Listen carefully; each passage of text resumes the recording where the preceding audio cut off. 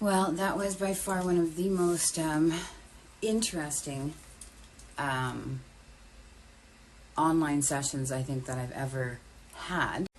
It was very deep, sort of philosophical. My client held up a matchstick, and he said one end is just wood and the other end is coated so it can ignite. So which end do you think that you are? And first of all, I don't like to be the end of anything. I like to be the beginning of something. And I said to him, my hope in life is that I have things to say that would inspire others, that my words would ignite some type of a flame.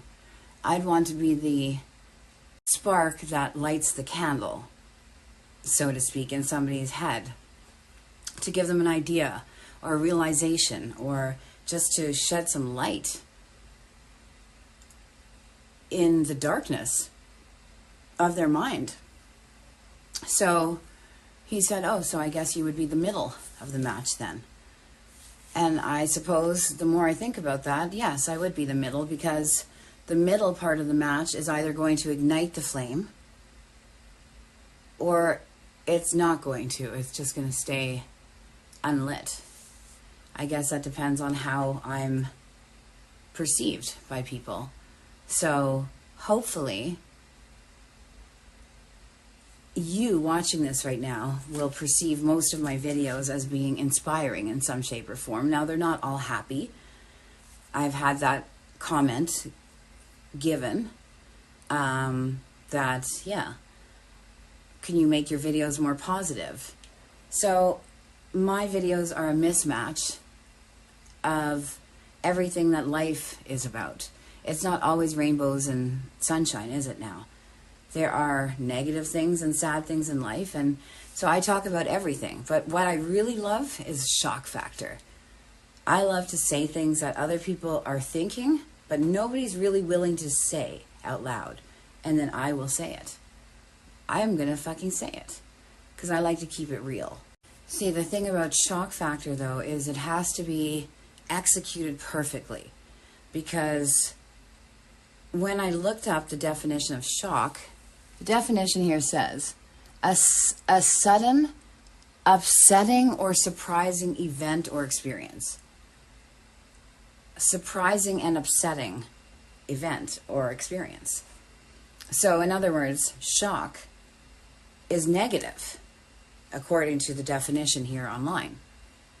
But I like the kind of shock where people are like, shocked, and then they're kind of looking around awkwardly because they did not expect anybody to say that out loud, and I said it. Yes, I said it.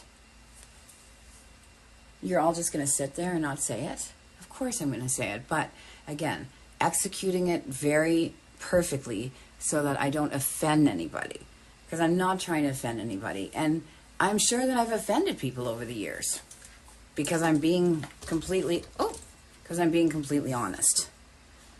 So this is why role play is still one of my favorite things to do, because that way it is very clearly stated that we are acting right now. This is not real. This is not real. Right? And still, with my role plays, which is why I was nicknamed the Role Play Specialist of Canada, people will call me back after or text me afterwards and say, that was acting, right? You weren't being real, were you? And I love it. I love it, love it, love it when I get those texts after, or when somebody asks me that after a session ends.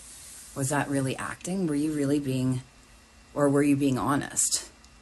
Because that means I just padow. I just fucking did that shit. Yes, very convincingly, didn't I? That makes me feel good. So that means that I still got it. But shock factor, I love it. See, Madonna was my idol, and she had shock factor. Lady Gaga had shock factor. Like, how dare she?